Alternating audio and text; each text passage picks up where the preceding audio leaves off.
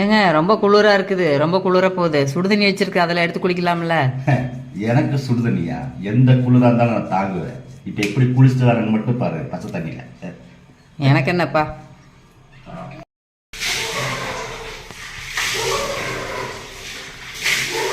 என்னங்க ஆச்சு? ஒரே சவுண்டாக இருக்கு.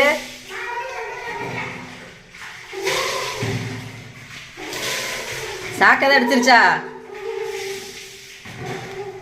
இதுக்கு தான் அப்போவே சொன்னேன், சுடுதண்ணி எடுத்துகிட்டு போய் குளிங்கன்னு. கேட்டிங்களா?